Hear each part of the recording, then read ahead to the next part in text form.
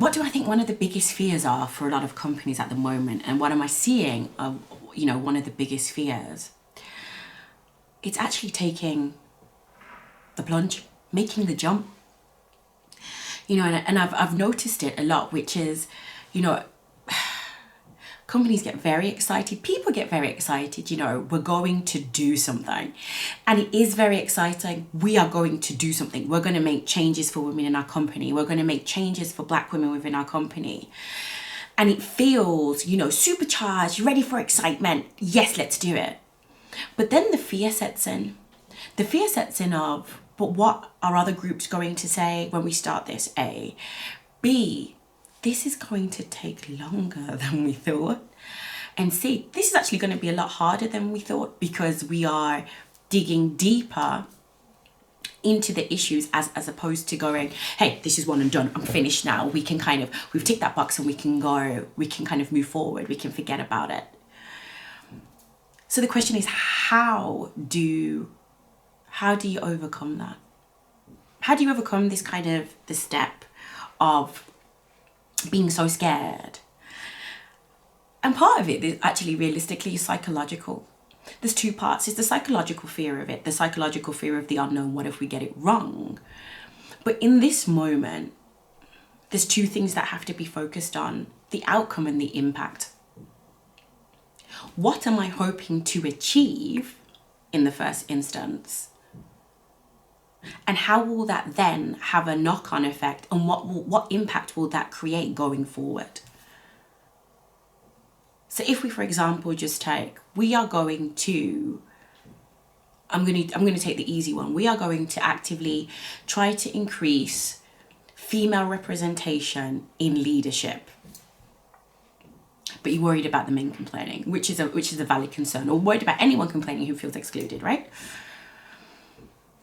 So what needs to be visualized here? The visualization is, if I do this, the outcome is I would like to see more women in these roles. The impact is having representation, and I spoke about this in a live. It's representation plus influence equals change. So if I create the space for these women to be represented, if I create the space and the structure around them to be able to create influence, then they can change something. But what does it do? It does several things. One, it's the financial side, putting women in these positions where they can save more, invest, as we know women do, in communities, in the household. B, you create possibility. You create possibility for the following generation to say, I can achieve that as a woman, because you are subliminally creating the message and affirming that women can do this job, and women can also be the version of success, and it's not just a male sphere.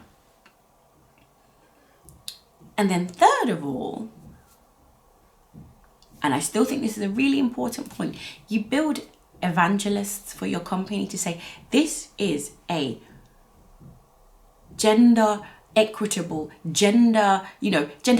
company, and I would recommend that you work here. Outcome and impact.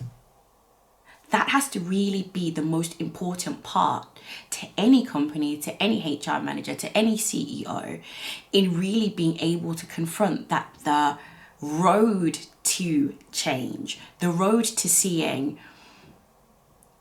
a change in culture, a change in governance, a change in how people view the company isn't easy, because underlying all of this is trust.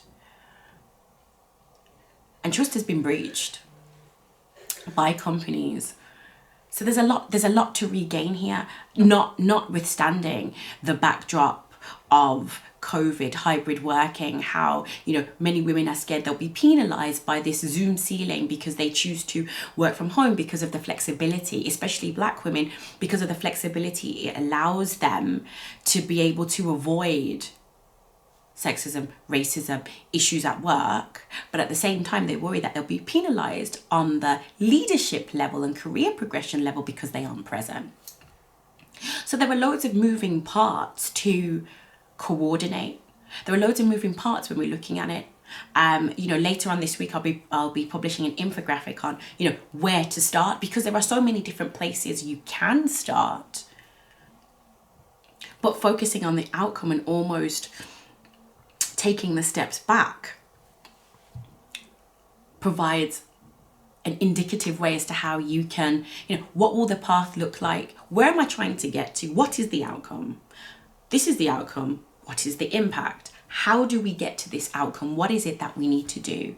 Because focusing on that is what will get you through the difficult times. Focusing on that is how you push through. I always think about, when I was training for a half marathon, and you know what? I wanted the glory and the prestige of saying, I've done it. I've run, I've forgotten how many. I know it's 21 kilometers though, 21.2 kilometers. I couldn't remember in miles. 21.2 kilometers, right? I wanted the prestige of that. I wanted to say, I have completed it. I have achieved that. But you know what? The training was hard. Sometimes getting up at 5 o'clock and going for a run and following this course wasn't easy. And yes, there were days that I was like, no, can't get up. It's too hard. I can't do it. I don't want to do it today.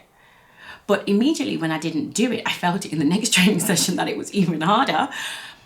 But the satisfaction that came of having achieved it, knowing that I got to this place, knowing that, there are, okay, it's not elite. It's not being an elite athlete by any stretch of the imagination, but nevertheless, not everybody can do it. But I knew that I'd put the work in to get there. Made it worth it. It made it worth it. And I think this is the focus. We have to focus on outcome as opposed to how difficult the journey will be. Because if you focus on the outcome and you really care about the outcome, what it also means is how you invest into it and how you approach it and how you approach the difficulties and the opaque parts of the process. And the pushback will always be with the focus in mind, but I need to get to here. We need more women. We need more women of color. We need more Black women. How do we do it? How do we tune out, how do we tune out the background noise and keep our focus? And that's focusing on the outcome. So thank you as always for your time and wishing you a wonderful day. Bye-bye.